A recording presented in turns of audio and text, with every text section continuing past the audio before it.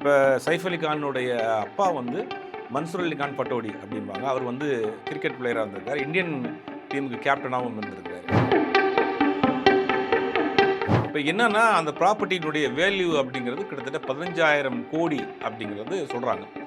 இப்போ அந்த 70 வருஷம் ஆக போகுது ஆல்மோஸ்ட்.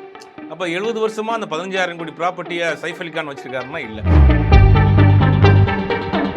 இல்லை, பாலிவுட்டை பொறுத்த வரைக்கும் அங்கே ஒரு பிரபலியமாக இருக்கிறதாக இருந்தால் ஏதாவது ஒரு பின்புலம் இருக்கும்.